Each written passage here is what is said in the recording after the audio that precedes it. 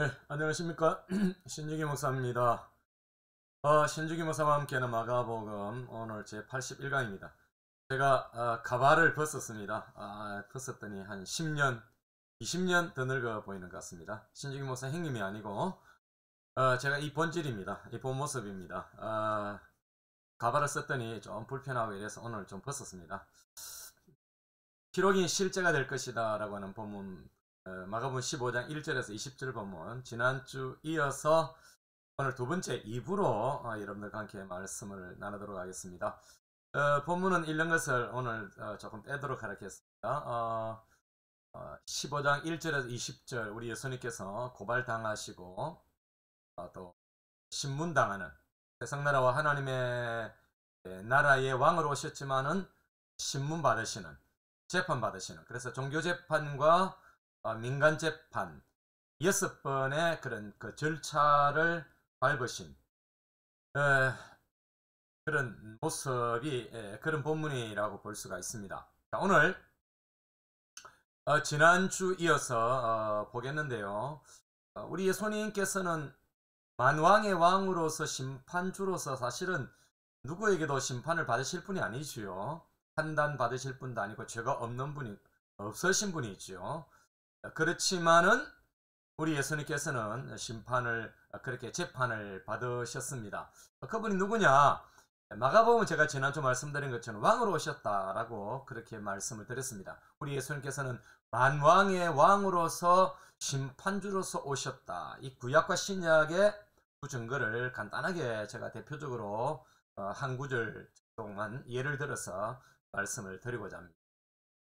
다니엘서 7장 13절 14절, 다니엘이 이제 계시를 받고 기록한 다니엘서에 보면은 굉장히 중요한 말씀이 있습니다. 내가 또 환상 중에 보니 인자 같은 이가, 여기 인자 같은 이, 예수 그리스도를 말하죠. 하늘 구름을 타고 와서 옛적부터 항상 계신 이에게 나아가 그 앞에 인도되며 그에게 권세와 영광과 나라를 주고, 우리 예수님께서는 권세와 영광과 나라를 갖고 계신다. 모든 백성과 나라들과 다른 언어를 말하는 모든 자들이 그를 섬기게 하였으니, 모든 그리스도 안에 있는 모든 사람들이 그리스도를 왕으로 주로 섬기는 것을 기록하고 있죠. 그의 권세는 소멸되지 않은 영원한 권세요, 영원한 나라, 그의 나라는 멸망하지 아니할 것이다. 하나님의 나라의 왕으로 오신 예수 그리스도, 메시아로 오신 예수 그리스도, 메시아가 왕으로서 그의 나라를 다스리시며 심판주로 서게 될 것이다 라고 하는 그런 예언의 말씀입니다. 구약의 증거죠. 그 다음에 여러분, 신약의 증거도 있습니다. 그것은 바로 여러분 요한계시록, 우리가 제일 마지막, 마치 다니엘서와 쌍둥이 성경처럼 여겨지는 요한계시록 19장에 보면은 15절 16절에 그의 입에서 예량금이 나오니 그것으로 만국으로 치겠고, 심판주로 오셨다, 심판자다라고 하는 것입니다. 친히 그들을 철장으로 다스리시며 또 친히 하나님 곧 전능하신 이의 명렬한 진노의 보도주터를 밝겠고, 그 옥과 그 다리에 이름을 쓴 것이 있으니 만왕의 왕이요 만유의 주라 하였더라. 여러분, 예수님이 오심, 예수님은 만왕의 왕이시자 심판주라고 하는 사실을 우리가 구약과 신약으로서 이렇게 예를 들고 우리가 말씀을 볼 수가 있습니다. 그런데 이런 만왕의 왕이시고 심판주가 되시는 그분이 세상의 권력자들 앞에서 왜 신문을 당하셨나 라고 하는 것입니다. 그것은 여러분, 우리 예수님이 왕이 누구에게도 지배당할 수 없지만은 바로 우리를 위해서, 죄인된 우리를 위해서 죄인이 되시어 신문을 당하신 것입니다. 자, 우리 죄를 위할 뿐만 아니라 그분은 죄인이 스스로 되셔서 신문을 당하신 것입니다. 왜 그럴까요? 여러분, 우리가 나중에 죄에 대하여, 죽음에 대하여 신문 당하지 하지 않도록 하시기 위해서 우리 예수님께서는 대신 심판을 받으시고 신문을 받으시고, 죄 없는 분이 죄인으로서 그렇게 서신 것입니다. 여러분, 죄 없는 거룩한 분이 아주 쉽게 표현을 쓴다면은 여러분, 죄를 뒤집어 쓰시는 것, 죄를 대신하신 것. 그래서 모든 자기 백성들을 위해서 자기 스스로 죄인이 되신 것. 여러분, 이것이 예수님이 신문 받으시고 십자가를 지신 이유가 되겠습니다. 왜? 우리를 구원하시기 위해서 죄인이 되신 것입니다. 그래서 우리가 히브리서 9장 27절 28절이 이렇게 우리를 향해서 대변해 주고 있는 것이죠. 한번 죽는 것은 사람에게 정해진 것이요 그 후에는 심판이 있으리니 이와 같이 그리스도도 많은 사람의 죄를 담당하시려고 단번에 들이신 바 되셨고 구원에 이르게 하기 위하여 죄와 상관없이 자기를 바라는 자들에게 두 번째 나타나시리라. 여러분, 구약에는 많은 이스라엘 백성들이 그 죄를 안고 양들이 소들이 그렇게 번제물로 드리지 않았습니까? 그들이 순결한 그 양들이 백성들의 그 죄를 안고 대신해서 죽임을 당했는데 절기 때마다 예배 때마다 이렇게 번제물로 드려지는데요. 그러나 예수님은 단번에 우리 죄를 대신하셔서 죄인인 우리를 대신하셔서 하나님께 드려진 바 되셨다. 그래서 우리를 구원에 이르게 해주셨다. 여러분, 이것이 우리에게, 여러분, 우리가 성탄을 맞이했던 우리들에게 이것은 기쁨이요, 이것은 우리에게 행복이요, 이것은 우리에게 큰 복이 되는 것입니다. 그래서 여러분, 예수님께서는 자기 백성들을 위해서 침묵하신 것입니다. 재판을 받으면서 끝까지 예수님은 침묵하셨습니다. 자기 백성들의 질고와 죽음과 고통을 외면하지 않으시고 침묵하지 않으셨던 예수님. 평소에는 우리 예수님께서 자기 백성들을 위해서 외치시고 앞서서 대변해 주시고 품어 주시고 그렇게 하신 우리 예수님, 싸우셨던 우리 예수님께서는 마지막에 대속의 죽음을 당하실 때 바로 침묵하셨습니다. 자신의 죽음 앞에서는 침묵하신 것입니다. 우리 예수님의 삶은 능동적 삶에서 마지막에 십자가를 지시는 마지막에 재판을 받고 십자가에 달리신 그때는 굉장히 수동적인 태도를 취하신 것입니다. 갤랜드라는 신학자가 이런 말을 했습니다. 우리를 구원하시는 일에 하나님을 의존하면서 평안과 은혜로 고난당하시는 그 방식을 우리는 배워야 한다 라고 말을 했습니다. 그렇습니다. 우리 예수님께서는 재판석에서 두 모습을 보이셨죠.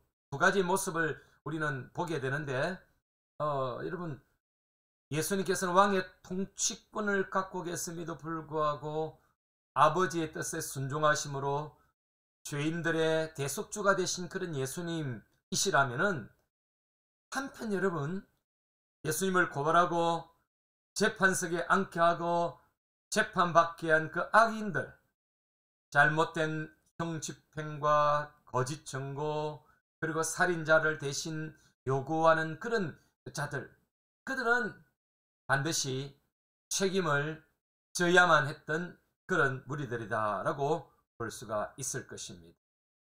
여러분, 바라바 같은 그런 반역자들이 열심당원들이죠. 결국은 여러분, 혁명을 일으키지 않습니까?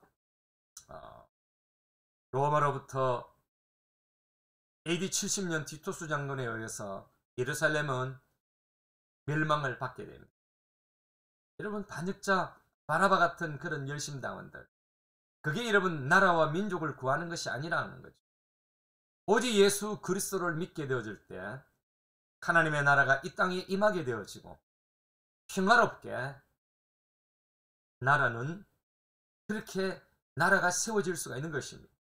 그러나 하나님의 뜻을 무시하고 열심당원들처럼 바라바 같은 그런 열심당원들이 들고 일어나서 혁명을 일으킬 때, 하나님의 뜻에 반한 행동을 할 때 결국은 여러분 예루살렘은 망하게 되어진 것입니다.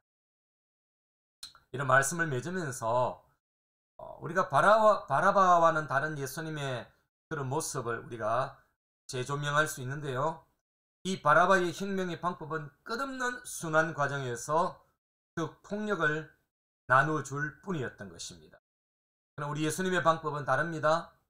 불의와 악과 그런 상처라는 그런 독과 같은 그런 그 압력을 빨아들이고 사랑과 용서라는 그런 훨씬 더 강력한 힘을 우리 예수님께서는 십자가 위에서 폭발시키신 것입니다. 그래서 여러분, 예수님은 십자가에서 죽음이라는 그런 아픔을 취하시고 모든 죄인들의, 이 땅의 모든 독을 알아들이신 것입니다. 그러므로 여러분, 저와 여러분이 예수 그리스도를 믿는다라고 하는 것은, 예수 그리스도를 따른다라고 하는 것, 제자의 삶을 산다라고 하는 것은 바로 이와 같은 우리에게도 사랑과 용서라는 그런 강력한 힘을 우리도 발휘할 수가 있어야 하는 것입니다. 여러분, 희롱은 실제가 됩니다. 우리 예수님께서는 비아 돌로로스를 걸어가시는 그 예수님의 모습은 왕을 빗댄 희롱을 담고 있는 그런 모습 아니었습니까? 예수님은 왕이시면서 우리가 희롱당하고 업신여김을 당해야 될 그것을 우리 예수님께서는 손수 지시고 그 고통, 그 아픔, 그 수치를 주시고 비아 돌로로사를 걸어서 묵묵히 갈보리산 언덕으로 올라가셨습니다. 예수 그리스도의, 예수님의 그런 부활과 성천으로 언젠가는 진정한 왕이심을 증명해 보이실 우리 예수님, 바로 여러분, 죽은 뒤 사흘 뒤에는 부활하시고 40일 뒤에 승천하실 예수님, 왕이심을 증명해 보일 거지만은, 그러나 우리 예수님은 그 침묵하시면서 그 희롱의 수치의 걸음을 그렇게 걸어가신 것입니다. 여러분, 예수님은 지금도 하나님의 왕이시며 미래에도 완성된 새하늘과 새 땅 하나님의 나라에서 왕으로서 당신의 나라를 다스리게 될 것입니다. 지금도 바로 하나님 우편에서 왕으로서 다스리고 계시지만은 미래 우리가 피부적으로 그것을 더욱더 경험하게 될 것입니다. 사랑하는 성도 여러분, 예수님 때문에 당하는 고난과 희롱은 영광으로 우리에게 돌아올 것입니다. 가끔은 여러분, 고난당하는 것 같고, 가끔은 예수님 때문에 수치를 당하는 것 같고, 희롱을 당하는 것 같아도 언젠가는 그것이 영광으로 우리에게 돌아오게 될 것입니다. 2022년 12월 마지막, 여러분, 신중규 목사와 함께하는 마가복음, 오늘 여기에 오늘 끝으로 또 다음 주에 새해에 여러분들을 또 찾아뵙도록 하겠습니다. 성탄절을 경험한 우리들, 예수님의 십자가의 그 죽으심이 이렇게 마가복음을 통해서 또 만나게 되어지는데요. 여러분, 예수님의 오심은 바로 죽으심을 위해서, 우리를 대신해서 죽으시러 오셨고 우리를 위해서 부활하시러 오신 예수님, 그래서 왕으로 지금도 승천하셔서 우리와 함께 계시고 우리를 다스리고 계시는 그 예수님의 다스림 속에 저와 여러분이 순응되어지기를 간절히 바랍니다. 한 해 여러분 감사하고 수고하셨습니다. 감사합니다.